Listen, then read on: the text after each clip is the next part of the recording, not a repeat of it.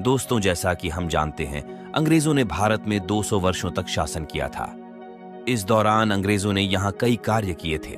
दरअसल अंग्रेजों का मकसद केवल व्यापार करना था, मगर यहाँ की असीम धन दौलत को देखकर अंग्रेजों ने धीरे धीरे अपने पैर मजबूत कर लिए थे। जब अंग्रेज भारत में आए थे, उस जमाने में भारत सोने की चिड़िया कहलाता था, यानी कि भारत में सोने, चांदी और हीरे जवाहरात की भरमार थी। इस अपार धन दौलत को देखकर अंग्रेजों का मन डगमगा गया।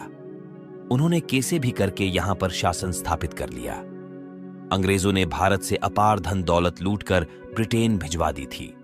अंग्रेजों ने भारत को खूब लूटा। दोस्तों, गौर करने की बात यह है कि अंग्रेजों ने यहां अपनी सुविधा के लिए कई ऐतिहासिक कार्य भी कर दिए, क्योंकि वह जानते थे कि अब उन्हें भारत से कोई नहीं निकाल पाएगा।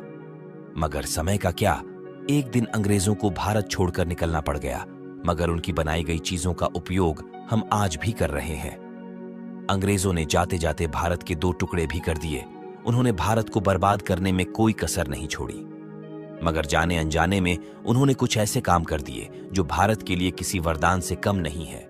आइए इस वीडियो में जान लेते हैं कि अंग्रेजों ने वह कौन से काम किया जो आज भारत के लिए वरदान बन रहे हैं। साथ ही जानेंगे कि अंग्रेजों ने ऐसे बड़े कार्य भारत के लिए क्यों किए थे। आप देख रहे हैं royal TV India YouTube channel. आज का वीडियो बड़ा ही इंटरेस्टिंग होने वाला है। यदि आप चैनल पर नए हैं तो चैनल को सब्सक्राइब करके बेल आइकन घंटी जरूर प्रेस करें, ताकि हमारा हर लेटेस्ट वीडियो सबसे पहले आपको मिल पाए। दोस्तों, यह तो हम सब जानते हैं कि अंग्रेजों ने न सिर्फ भारतीयों का शोषण किया, बल्कि हमारी अच्छी भली आर्थिक स्थिति को तबाह कर दिया। फिर इस बात को भी नकारा नहीं जा सकता है कि उनके शासनकाल में थोड़ा ही सही पर हमें फायदा जरूर मिला है। नंबर 1 पर है भारतीय रेलवे। भारतीय रेलवे आज एशिया का सबसे बड़ा नेटवर्क है, जिस पर आज करोड़ों भारतीय सफर करते हैं। और इस बात को भी झुठलाया नहीं जा सकता कि इंडियन रेलवे भी अंग्रेजों द्वारा शुरू की गई थी। चाहे इसकी शुरुआत उन्होंने अपनी सहूलियत के लिए की हो, भारत में पहली रेल 16 अप्रैल 1853 को चली थी। पहली बार में मुंबई से लेकर थाने तक 34 किलोमीटर दूरी तय की थी। कि यह सफर चाहे छोटा था, मगर एक सफर में इंडियन रेलवे की नींव जरूर रखती थी। और आपको यह बात सुनकर हैरानी होगी कि आज भी भारत में एक रेलवे लाइन ऐसी भी है जिसका मालिकाना हक ब्रिटेन की एक कंपनी के पास है। और इस रेलवे लाइन के इस्तेमाल करने के लिए भारत सरकार हर साल 1 करोड़ 20 लाख रुपए ब्रिटेन की इस कंपनी को देती है। ये रेलवे ट्रैक महाराष्ट्र के अमरावती से लेकर मूर्ताजापुर के बीच में स्थित है। और नंबर 2 पर है इंडियन आर्मी। भारत में इंडियन आर्मी की नींव भी अंग्रेजों द्वारा ही रखी गई थी। ईस्ट इंडिया कंपनी के भारत आने से पहले भारत के जितने भी महाराजा थे, उनकी अपनी अपनी सेनाएं होती थी। अब जब ब्रिटिश भारत आए तो उन्होंने 1805 में एक सेना तैयार की थी। उसमें इंडियन और ब्रिटिशर्स दोनों सैनिक शामिल थे। उस वक्त इस सेना ने पहले वर्ल्ड वॉर और सेकेंड वर्ल्ड वॉर ने भी हिस्सा लिया था। उस वक्त ब्रिटिश आर्मी में शहीद हुए 90,000 सैनिकों की याद में ही ब्रिटिश सरकार दिल्ली में इंडिया गेट बनवाया था। नंबर 3 पर है पहाड़ी हिल स्टेशन का विकास। दोस्तों, ढकी वादियां और खुला आसमान हर किसी को आकर्षित करता है। हम भारतीयों को ही नहीं, बल्कि अंग्रेजों को भी हिल स्टेशन से बहुत लगाव था। अंग्रेजों का पहाड़ों से लगाव के कारण ही हमारे पास आज बहुत से हिल स्टेशन है। ब्रिटिशर को शिमला में अपने देश की झलक दिखाई देती थी, इसलिए अंग्रेजों को यह जगह इतनी पसंद आई कि उन्होंने शिमला को खूबसूरत इंग्लैंड की तरह क्षेत्र बनाने का फैसला किया। शिमला अंग्रेजों की समर कैपिटल भी हुआ करता था। आसानी से पहुंचने के लिए अंग्रेजों ने जहां कालका से शिमला तक टॉय ट्रेन की शुरुआत की, जो आज भी शिमला में आने जाने वाले सैलानियों की पहली पसंद है। वैसे शिमला इकलौता हिल स्टेशन नहीं था जिसको अंग्रेजों ने डेवलप किया। लैंसडाउन भी एक ऐसी ही जगह है जिस जगह पर पहाड़ काटकर समतल किया गया था।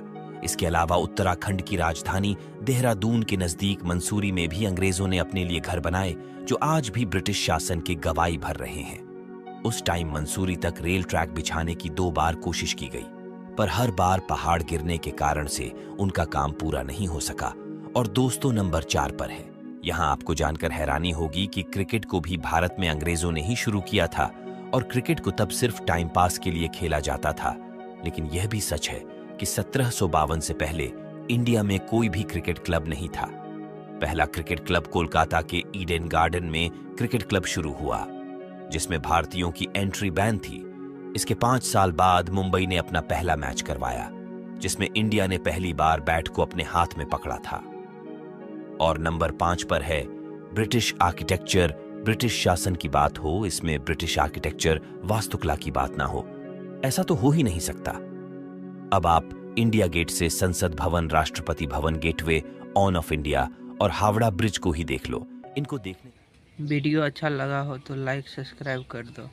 इनको देखने से ही ऐसा लगता है कि अंग्रेज सचमुच काफी टैलेंटेड थे। और इसके बाद बारी आती है इंडियन लॉ एंड ऑर्डर की। कहने को तो भारत 1947 में ही आजाद हो गया था, पर हमारे सिस्टम में अभी कुछ ऐसे कानून है जो अंग्रेजों के जमाने से ही चल रहे हैं। आपने कभी गौर किया है कि हम हमेशा सिर्फ लेफ्ट साइड पर ही क्यों चलते हैं, जबकि अमेरिका समेत दुनिया के 90% देशों में राइट हैंड गाड़ी चलाने का ही कानून है। रोड के बाएं ओर चलने का नियम ही ब्रिटिश की ही देन है।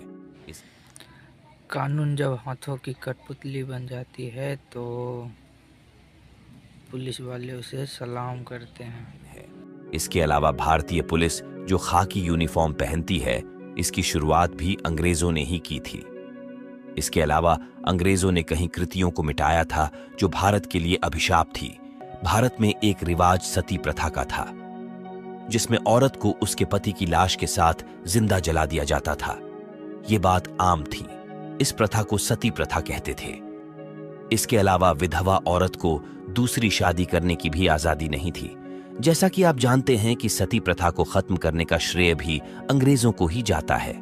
अंग्रेजों ने इस प्रथा पर न केवल बैन लगाया, बल्कि दूसरी शादी करने के लिए भी औरतों को प्रेरित किया। इसलिए 1806 में रीमैरिज एक्ट भी शुरू किया गया था। नंबर 7, अंग्रेजी भाषा का प्रचार प्रसार। अंग्रेज जब भारत आए थे तो अपने रहन सहन, अपना पहनावा और अपनी भाषा भी साथ लेकर आए। शुरुआत में तो अंग्रेजों ने भारत के राज्यों से बात करने के लिए यहाँ के लोकल लैंग्वेज भी सीख ली, लेकिन जब ईस्ट इंडिया कंपनी भारत पर राज करने लगे तो उनको एक बात तो समझ आ गई कि अगर भारत पर राज करना है तो उनको अंग्रेजी भाषा का इस्तेमाल भी करना पड़ेगा। इसके बिना वह अपने कानून लोगों पर अच्छी तरह से लागू नहीं कर सकेंगे। और इसी बात को ध्यान रखते हुए सन 1835 में कंपनी के आदेश पर ईस्ट इंडिया कंपनी की ऑफिशियल लैंग्वेज पर्शिया से बदलकर इंग्लिश कर दी गई और भारत में प्राइमरी और सेकेंडरी स्कूल भी खोले गए। और अच्छे इंग्लिश बोलने वाले को ब्रिटिश सरकार ने अच्छी नौकरियां देना शुरू कर दिया, जिसके कारण लोगों को लगा कि अगर वह इस भाषा में महारत हासिल कर लेते हैं तो उनकी जिंदगी बदल जाएगी। उस समय महज 1% ही ऐसे लोग थे जिनकी फर्स्ट लैंग्वेज इंग्लिश थी। आपको आज हैरानी होगी, अंग्रेजों के कारण ही आज भारत में काफी लोग अंग्रेजी ही बोलते हैं। पर दोस्तों, हम चाहे इंग्लिश में कितना भी एक्सपर्ट क्यों ना हो जाएं, पर फिर भी हमें कभी भी अपनी मातृभाषा बोलने में शर्म नहीं आनी चाहिए कि आपकी पहचान मातृभाषा ही होनी चाहिए, चाहे वह हिंदी, बंगाली, पंजाबी, तमिल कोई भी हो। दोस्तों, अगर देखा जाए तो अंग्रेजों ने ही हम पर 200 साल तक राज किया, और इतने लंबे समय तक जितना अंग्रेजों ने भारत को नुकसान पहुंचाया, तो उस मुकाबले में यह काम कुछ भी नहीं है। वैसे भी अंग्रेजों ने यह काम सिर्फ अपने फायदे के लिए ही की है, क्योंकि उस वक्त उनको नहीं पता था कि एक बार उन्हें भारत को छोड़कर जाना पड़ेगा। अंग्रेजों ने सभी सुविधाएं भारत में ही बना ली थी। उन्होंने $45 ट्रिलियन रुपए उस जमाने में भारत से लौटकर ब्रिटेन भेजे थे। कई जहाज आज भी समुद्र की गहराई में दबे पड़े हैं, क्योंकि वह किसी कारणवश पानी में समा गए थे। चाहे जो कुछ भी हो, आज भी भारत के पास अपार धन संपत्ति है, और अंग्रेजों ने जो कार्य किया उनका आज हम पूरा फायदा ले रहे हैं। आज का वीडियो कैसा लगा कमेंट बॉक्स में जरूर बताएं। वीडियो अच्छा लगा हो तो लाइक सब्सक्राइब कर दो।